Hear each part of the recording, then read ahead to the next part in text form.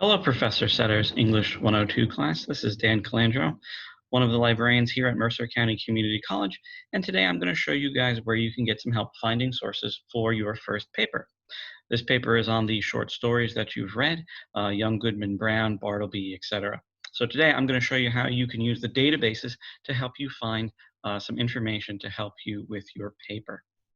So the first thing you're going to want to do is come up with a list of keyword terms related to your topic. As I said, you have a series of short stories that you've read, like Young Goodman Brown. That could be your first keyword term. So the title of the work that you've read is a great keyword term, as is the author of the work. So Herman Melville, Nathaniel Hawthorne, etc. And then you can use broader terms like symbolism, religion, death, etc., etc. If you want, you can make it specific as well. So, for example, in Young Goodman Brown, with religion and symbolism, these kind of go hand in hand. Young Goodman Brown's wife's name is Faith. She has the pink ribbons in her hair. You can, when they go into the forest, you see that it's all these sort of town elders there, especially the priest and the mayor. They're kind of all the important people there. So if you want, you could include specific characters to make your search more specific. And what you would want to do is take these keyword terms and combine them using your Boolean operator and. So you want to say, for example, find me articles about Young Goodman Brown and religion, Young Goodman Brown and forest. I want to get these two pieces of information in the same article, so that yellow shaded area. And of course, if you wanted to add in more keyword terms, you would draw another circle, and that yellow shaded area becomes smaller and smaller. So we'll show you this in action in a second. Finally, when you go into the databases, your professor would like you to find, if possible, what is known as a scholarly source. So in the database, you'll see two types of sources. One type is the type you're familiar with. We call these popular or general interest sources. These would be newspapers, magazine articles, things like that. What you guys would like to find are what's known as scholarly sources. This is information written by experts, okay? So people with PhDs in English literature or physics or whatever it may be, they write these articles. It then goes through a peer-reviewed process where other experts review these articles before they are published. So this is going to give you the most in-depth vetted information. So if you can try and find one of these, we'll point out how you can find one. It's very simple. All it takes is a click. Anyway, you want to use them and become familiar with them because at some point you're going to be required to use these in your college career, and you want to be able to identify them and know where to find them very easily. All right, great. Let's take a look at the databases and see if we can find some articles. So the first step to the databases is to head to the Mercer County Community College homepage, www.mccc.edu. Scroll down, and you guys will find a section that says current/returning students. So go ahead and click on Library Services. When you do that, it'll take you right to the library homepage, and you're going to see we have two types of databases available for you guys. The first kind is called MERSearch. What's nice about MERSearch is that it will search quite a few, if not all of these databases here under the databases by subject. So if you want as much stuff as possible, MERSearch is great because it will also give you physical books and electronic books as well. And I'll cover that in another video. So if you want, use MERSearch. It's great. It'll get you popular as well as peer-reviewed. Or if you want, you can go ahead and click on the individual subjects in the databases, and I'll show you that too. But for now, we'll go ahead, we'll use MERSearch. We'll type in Young Goodman Brown, and you can see it comes right up. And we'll do a search. And you'll see you get all of your search results here. And again, this is a specific story, so while you will get a lot of search results, 86,000, it's not as much as if you just typed in, say, like religion, okay? So again, the more specific you can be, the fewer search results you're going to get. And what you can do is you can add in your keyword terms. And if you take a look, you can kind of get a hint at what they're talking about. So here, Young Goodman Brown and the Mathers, okay? Here's another one about Puritanism. Here's one, ooh, they took my idea. This is Young Goodman Brown and the movie Eyes Wide Shut. They're very, very similar in terms of their story and the plot. So if you want, you can kind of scroll through these. But again, this is quite a lot. So that's where your and is going to come in. So we'll type in Young Goodman Brown and religion, and we'll see what comes up. And look, 5,000 search results. So again, the more keyword terms we put in, the fewer search results we're going to get. If you guys get stuck for keyword terms, again, it's nice to have a list so you can go and take a look at that list. And again, these are big, broad ones. So for example, we can type in, you know, and symbolism, and it'll narrow it down even further. Or again, we can use the character's name, faith, and see what comes up as well. So again, the more keyword terms you put in, the fewer search results you're going to get. Symbol. Put that back in. Oops, spelled it wrong. There we go. Okay. If you get stuck, can't think of any more keyword terms, anything like that, the database can help you out. If you look over here on the left, see where it says subject terms, you can click on more, and you can go ahead and add in some of these keyword terms. So if you're interested in, there's literature, writers, okay, and you can scroll through and see what's there and add it in. Or for example, if you're not interested in it, you can get rid of them. Like here's one about hair, okay, we can get rid of hair. Faith has the pink ribbons in her hair, so I guess that's why it came up.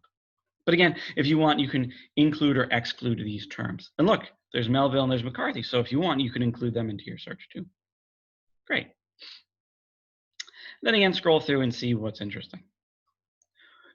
If you want to select a particular source type, they call it content type, source type, same thing. But basically, if you want a scholarly peer-reviewed article, you can see here you've got a scholarly peer-reviewed button, and you have what's called a journal article. These are basically the same thing, so you can click on either one of these, and it will show you those scholarly peer-reviewed sources. So go ahead, click on it, and now you have your scholarly peer-reviewed sources. And you can scroll through and see if there's anything interesting. Okay. If you want, we'll uncheck this real quick. If you click on more, again, you'll see all the different source types you have. So if you want, there's magazine and newspaper as well. Or if you don't want things like a book review, for example, you can exclude that. All right, so we'll just go with the journal article and we'll click on apply. So now it's just showing me the journal articles. Now, how do you know if it's interesting or helpful to you? Well, okay, you can take a look at the title and you say, okay, maybe this is good, maybe this is bad. Click on this little preview button here and it will give you some information about this article. It gives you what's known as an abstract, really just a summary of the article. This will kind of help you determine whether or not this article is good for you. If it is, great. If not, skip it and you can read the next one. So again, let's pretend that this article is good for us. We're going to go ahead and click on it and it's going to take us to the article. Now, since I'm accessing this remotely, it's going to ask me to log in. So whenever you try to log into one of our databases, this is the screen you guys will see. You can see over here on the left where it tells you how to log in, your My Mercer portal account, and then your date of birth. Go ahead, click on log in, and it'll go ahead and take you to the article. And again, you'll see the same thing. You'll see the title, the author, the abstract or summary of it as well. So there you go, title, author. This is the source that it came from, SciArt. And here, again, is the abstract. And now we can go and scroll through this article. So right there where it says full text, there's our article. And we can scroll through it. Once you have found a good article and you want to save it, you can. You have the ability to save the PDFs. You have the ability to email the article to yourself as well. So if you find something good, go ahead and send it to yourself. This way you don't have to go and hunt for it later. You can send it to Mercer, Yahoo, Gmail, doesn't matter. And then finally, you can have the article cited for you. So if you click on that cite button there, it will generate the citation. Just keep in mind that it may default to a citation that you are not using. This is an English class, so you're going to want to use the MLA 8th edition. The MLA 8th edition is the most recent one. Just go ahead, click on the MLA 8th edition, and it will go ahead and load up that citation. Once it's done that, you can just go ahead and highlight, copy, and paste it right into your Works Cited page. And there you go. That's great. Saves you a lot of time. Every database works the exact same way. So you're going to use your keyword terms. You're going to use your Boolean operators to help you narrow down your search result. You'll take a look at the abstract and the title to see if it's good for you. You can read through it. And then all that stuff is there. You can save the articles, you can email the articles, and you can have the articles cited for you. So one of the other great things too about the databases is since they all work the same, if you find yourself not getting great search results. So this first one, right, this looks pretty good. Well, the second one here, evolution of human dance, probably not that interesting. Into the Woods, okay, maybe, right? But here, see, we're getting ones that aren't necessarily about young Goodman Brown's or Hawthorne's story. So if that happens, that's okay. We can go and we can try a different database. One of the other things that may be helpful as well, if you put your short story or your author in these double quotes, you're now going to tell the database to find that exact phrase. Find me all of these words next to each other, young Goodman Brown. So now you'll see we've gone down to 33 search results, and we've gotten rid of a lot of those other kind of extraneous ones. So again, doing that will help us find that specific phrase in our article. So that's MerSearch. MerSearch is a really great database. And again, you can use it for any of the stories that you've read. I think you've also read Updike A&P. No, I'm sorry, not A&P. A Good Man is Hard to Find, The Lottery by Shirley Jackson, Bartleby the Scrivener. Any of those short stories, you can find lots of great stuff in here. Now, if you want to use MerSearch, great. If not, we can go ahead and we can use one of our subject-specific databases. So let's go ahead and click on the databases by subject here on the left under Quick Links. And we're going to go ahead and take a look at our subject databases. Probably for this paper, you'll want to start under the humanities section because this is where we have our good literature criticism databases. So under humanities. We have two that are really good. We have Gale Literature right here, and we have the Literary Reference Center. Either of these two databases would be great. I like Gale Literature just because it's a bigger database, and you'll probably be able to find more of what you're looking for in here. So go ahead and click on Gale Literature. And again, if we wanted to, I could take this search that we ran in MerSearch. I can copy it. I can go into my Gale Literature database, paste it on in there, and get search results. Because again, all of these databases work the same way. They're all based off of keyword terms and the Boolean operator AND.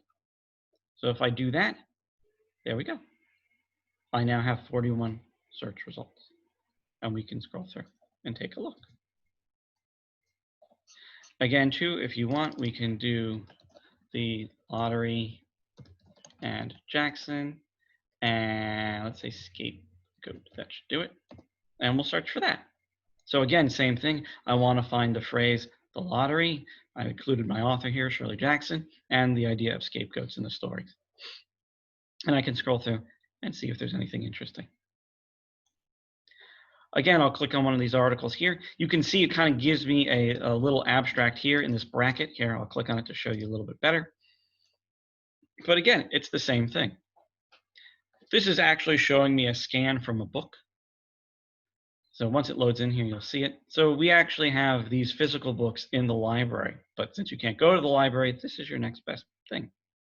So here it's telling you in blue, this is your article. You can kind of move the screen around here with this. There we go.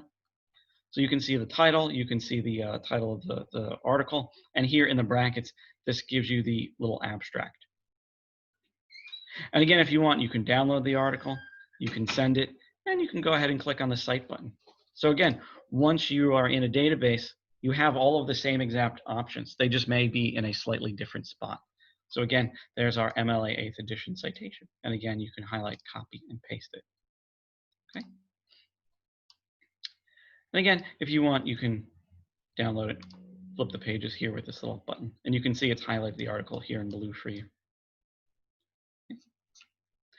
If we wanted to use that other literature database, the Literary Reference Center, again, I can go back to our search, I can highlight, copy. So I can use the Literary Reference Center database now. And I'll copy in that same search, and I will be able to find more articles. So again, if you guys can use one database, you can use them all. It's just a matter of finding where your specific buttons are and stuff. So here, we can click on this article. So again, you have the title, the author, all that stuff right here. You can see you have your subject or keyword terms. Here's the abstract down here. Now we don't see the article. It's actually sitting over here on the left where it says PDF full text. So if we click on that, it'll go ahead and open up the article for us. If you look quickly here on the right, you will see you've got a row of icons. So again, you can find your email icon there and your site. And there's your article. Now, the one thing that may be helpful is that as you guys scroll and read through these articles, you're going to see that they're using sources just like you. So they're going to also, just like you, list their sources. So if you look here, see where it says they have this big notes section here? Here they're giving you a list of the sources that they used. And sometimes you'll see, here's a book, okay? Sometimes you'll see here that it used an entry from a book, a specific chapter. And again, you can scroll through these and take a look at these sources. Same thing too, if we clicked on this article here, this is the first one that we found. If we go all the way to the end, so again, they have their little notes and sources that they used. Here they call them footnotes, okay? But again, if you guys get stuck for articles, okay, if you have trouble finding articles, you can use the article that you found, assuming you found one good one, to help you get some more search results, some more articles. Look, in this one, it even tells you it found here the Explicator, which is a journal. It even tells you the database that they found it in. So here, Religion and the Arts, another journal, they found it in the EBSCO database. So again, they're giving you basically a path that you can use and follow should you get stuck and can't find, and you're unable to find any more articles. Same thing too, if you look here, it gives you some related items. Again, here we can find a list of some articles that are similar. You'll see again here some subject or keyword terms, just like we did in this lottery article here. Let me go back to the record so you can see it. So again, there's that journal explicator. So all of these articles are kind of sort of linked to each other, either by subject terms or through the actual sources in the articles themselves. So again, if you're able to use one database, you should be able to find more articles on your topic, which is great. All right, and again, there's the email and there's the site too. Click on site, it'll generate it. Scroll down, there's MLI. So again, if you can use one database, you can use them all. I think I've said that enough. Probably said enough. All right, great. So summing up, keyword terms, Boolean operators. Right? If you guys get stuck, lost, confused, anything like that, please get in touch with us. We'll be happy to help you out. Email is the best way. If you want, we can set up a Google Hangout session or Zoom or whatever, and we can do a share screen type thing. Whatever works for you guys, please let us know. Just get in touch with us. So again, there's my contact info. So if you need help, please let us know. Great. Thank you guys, and I will see you next time.